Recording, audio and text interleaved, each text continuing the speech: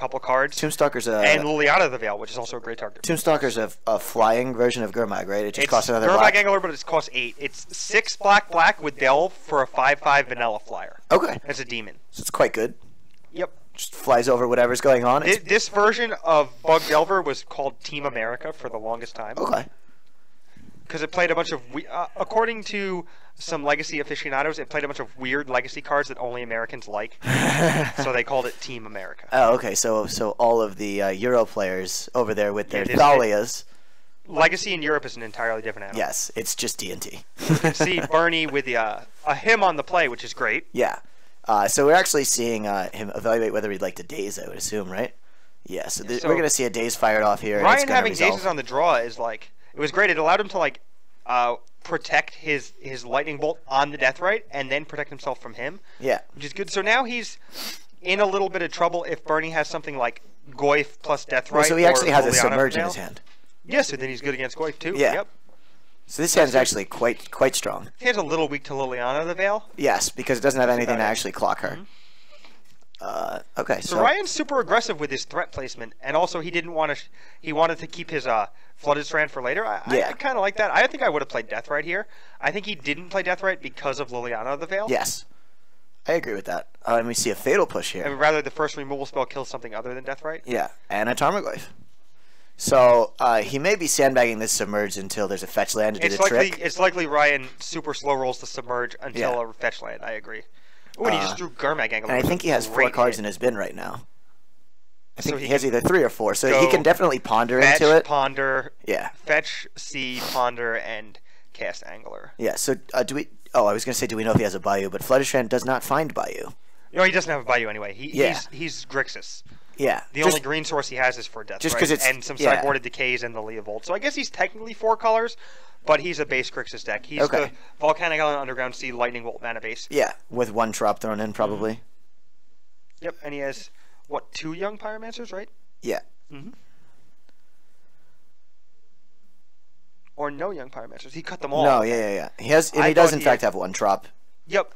So he's pondering here pre-fetch. I think young Pyromancer puts a weird tension on the mana base, so I kind of like cutting it just for like really, really powerful cards. Yeah. Because like the baseline of your deck is really, really smooth, efficient, like early game, and then like the late game is like young Pyromancer is not a great top deck, you know. Yeah, when you're both top decking. You need a critical mass. I really like the Delve creatures, and I really like things like Leovold that replace themselves most of the time, or True Name that can really close the door. True Name is reach too, like that's why it's really good. Yeah. It turns on your lightning bolts as like a way to close the game and stuff too, which I really like.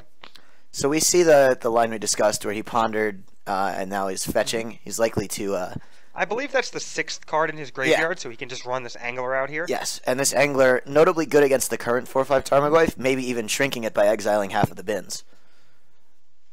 Yeah.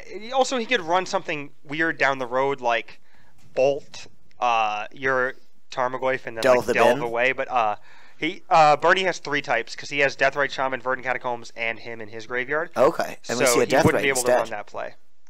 So he may be just committed to this Submerge Get You line. No, I like the Deathrite here too. You really don't want to walk into Daze, which you're pretty sure Bernie has on the play. Well, you also suggested he was playing around Lily last turn, so it makes sense to continue a line that plays around Lily. If you walk your Gurmag into Lily, then play Deathrite, you can't kill the Lily on the way back. And if you walk Deathrite into Lily, you can play Gurmag, which then can threaten Lily. Yeah. So I actually prefer this line.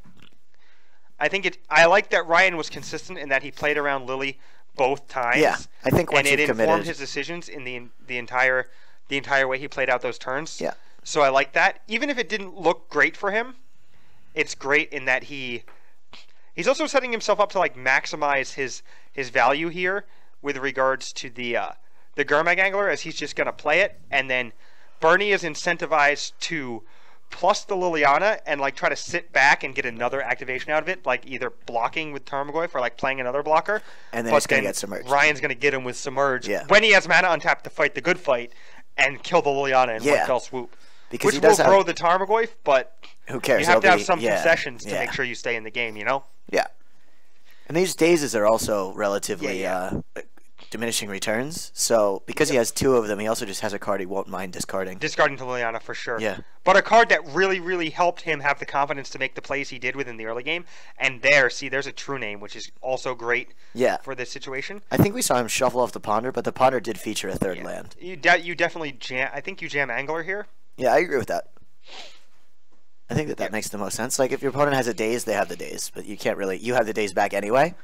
Well, the Daze is live now, and as soon as it's no longer live, which is going to be after this Gurmag Angler resolves, then Ryan is free to pitch it to Liliana when it doesn't do anything anymore. Yeah. So and great. I don't think you worry about an opposing Daze, right? If you've seen Goyf into Lily, he hasn't dazed any of your other plays. You don't have to worry now because you have your Daze to back up their Daze. Yeah, exactly. But you can worry about it later. Yeah. Later you can just play around it because you'd have 2 lands untapped or whatever. Yeah. So I really, really like the way Ryan sequenced this game. I like this more than I didn't like it last turn. Like, the degree to which I'm impressed by this game is even more than I was confused or, slightly ambivalent to the way he played the last game. I think that he's taken some strange lines, but he's definitely demonstrated to us that he knows what he's doing. I really like the way he played this game. Yes. His sequencing was coherent. All his decisions informed all his decisions along the line, and he played around the same cards consistently throughout the game. And that's really like what Delver mirrors are about. It's about conceding a bunch of small fights that are okay to lose and winning the few big ones. Yeah. And like sometimes you win the small fights too, and you win the game in an academic fashion. But like part of it is temperance. Like it's okay to lose some of the small fights. Yeah, exactly. He's also been unbelievably patient on this Submerge. Mm-hmm. So He's been unbelievably patient on like deploying his threats too. Like he could have easily, like been intuitive and be like, oh well, this pawn I fetch and then I ponder and then it's perfect for Gurmag Angler with Daze backup, but then he would have gotten destroyed by the Liliana. Yeah. Well, he had the Daze. So he had the Daze, but you don't know if your opponent just has a 4th land. Yeah. Well, I thought that he played the 3rd land in the Liliana. I'm not 100% sure. I think he was on the draw this game, though. I'm not sure either. It was a bunch of turns ago. Backup Tarmogoyf. So backup Tarmogoyf, no attacks. So do you attack and then blow out the double block? You blow him up with the double block, exactly. Yeah, that seems pretty strong. I think it's 2 4/5s, right? Yeah. Yeah, so. he also could randomly draw a Fatal Push. Okay, he did not. Oh, now he has Pyroblast to in case the remaining card is like Flusterstorm or something. Flusterstorm, Force, whatever, yeah. Or Spell. Even none of that stuff would actually do anything because he just 2 mana untapped. And what's Submerge's hard cast? Is it 3 or 4? 5. It is okay, 5, 4 and a blue. So never casting that card if your opponent doesn't have a forest and you don't have an island. Got it. Submerge is definitely not on Bernie's radar because... Yes. And it's going to demolish him here. Yep. Yeah, this is just insane.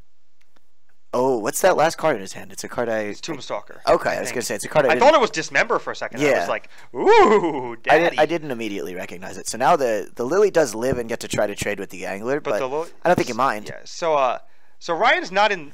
I mean, Bernie's not in the worst spot here because he has a trade with Angler if he wants it. Yeah.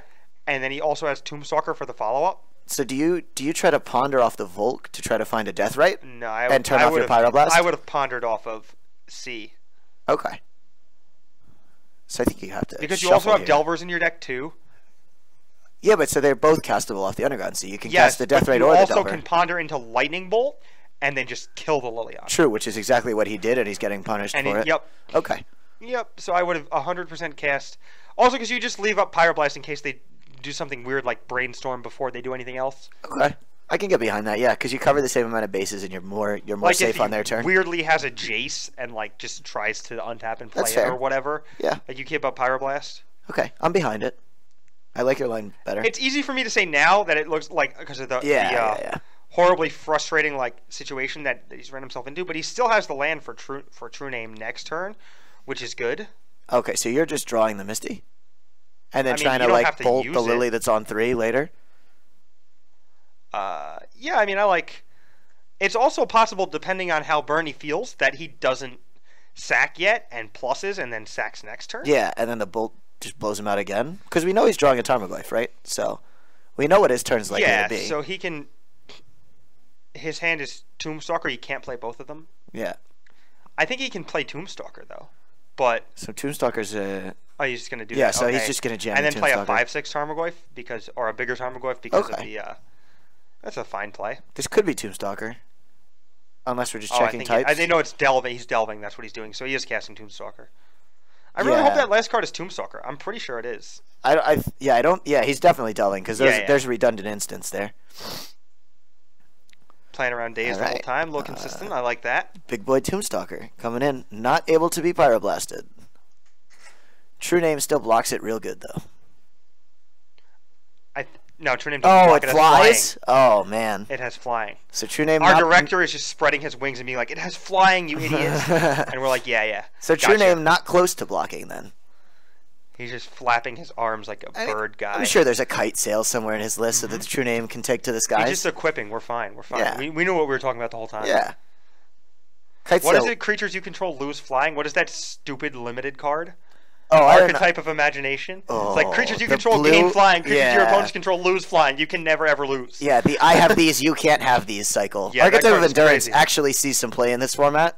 Oh, the Hexproof one in the Red-Black Reanimator decks. Oh, okay. I thought you were saying like Enchantress or something. No, yeah, you'll tutor for like a Chancellor of the NX and then another one, and then you'll be like, your swords don't work. Because it's an enchantment, right? You could play it in Enchantress. That'd be dope. Yeah, but it costs like 8. Yeah. So it's just like worse than playing 10 mana Ulamog. Yeah, because you make white mana with Sanctum, not green mana. That's interesting though. So it's interesting how Ryan's played to this True Name, which looks great, but then the one Tombstalker is just backbreaking. Is there? Yeah, I like that he fetched Valk though, because it's important to fetch Valk. Oh, and he's getting hammed. So does he have a? I think he has an Abrupt Decay without a green source. I think that's one of the 3 cards. Doesn't have. He has Lightning Bolt, Pyroblast. So it's got to be Bolt Pyroblast. Oh, we can't see what they discarded either. No. Not certain that it's relevant. No blocks. Go to 8. So his last card is looks like a Lightning Bolt, and he's going to extend the hand because he can't cast the Leovold off the Volks either. So that's going to be the match. He could have ripped a second Bolt. Yes. To try to clear the Goyf. Or cantrip into second Bolt. To clear the Goyf or the Stalker. But it looks like Bernie takes that match 2-1. Yeah. So Bernie takes that 2-1. So we think Bernie's 4-1 now. Yep, and Ryan is 3-2. Yeah, and it looks like in this 7-rounder, 5-1-1 is probably a lock. We may see some weird 5-0-2s changing up the math. Kind of a big 7-rounder. It's like more than 2/3 of the way to the cut. Like that's fair. It's 102 people, right? Yeah. 103 people. So that's so that's 40 past the. Yep. Yeah. 102 is the official count. Yeah. But yeah, so with a 102 person tournament, 65 is the cut for 7 rounds, and then 120. 128 is the cut for 8. Is the cut for 8 rounds. So it's 2/3 of the way almost exactly. Yeah. So I think that 5-1-1 with good breakers. I think 5-1-1's between 6th and 10th is likely what it'll end up being. Probably have 2 5-1s that have to play, like table 4 or whatever. Yeah. And then like a draw that can sneak in table 5 or 6. We'll probably have 2 5-0-2s and then like a 6-1-1 or a 6-0-1. Pretty generic 7-rounder in terms of how it plays out. Not so small that you have X2s live, and not so big that you have X2s live because all the X1s have to play or whatever. Yeah. But still pretty interesting. Yeah. As we roll on through, I think we'll be probably trying to get some standings up here towards the end of the tournament. This is also, because of the large turnout, we extended the prize support down to 16th. Yeah, so the people who are dead for top 8, So it's updated pricing towards the top 8, getting a little bit more. Over $3,000 in the first now. Yeah, it's full $1,000 to first. I believe it's a 3.3K. Yes, so we have the updated prize payouts. First is now a clean grand instead of 800. Second is 600. Third and fourth are 300. 5th through 8th are 150, and 9th through 16th walk away with 50, which is still more than they paid to enter. So pretty good payouts all around. Even the top 16 prize is just to like break you even for the day. Yeah, break you even on your entry plus gas. Free 8 hours of fun, which is solid almost. Yeah, I feel for Ryan here. This was a really, really interesting match, and a lot of things happened. It swung back and forth really quickly. Yeah. And, like, you generally don't see, like, that one last threat just going the distance. But the way that, like, that doesn't happen in like, Standard and even in Modern, because, like, a lot of those formats are predicated on, like, removal and, like, interaction in a creature basis. But, like, there's so much, like, sleekness to the average Legacy deck that, like, you see a lot of cantripping and, a lot of counter spells, a lot of hand destruction and ways to interact with like unfair decks, because the unfair decks keep the format honest in a very certain way. So like as a consequence of that, you'll see like someone get 20'd by a Tarmogoyf because they just drew like air through, like Spell Pierce land, cantrip, or whatever, you know? Because you can't just show up with 4 lightning bolts, 3 lightning helixes, and 4 paths or whatever in this format. You'll just die. But you'll like rarely see someone just like attack with Verdurous Gearhulk for 20. Yeah, exactly. You know? Like it's just very different. It's like like you'll look at Modern, you'd be like, why did Knight of the Reliquaries never kill people? Like go the distance. Yeah, and it's because your opponent has 10 paths. In Legacy, they just attack you with a 5/5 Knight of the Reliquary 4 times and you die. Yeah. It's just like, how did this happen? Like I have like thousands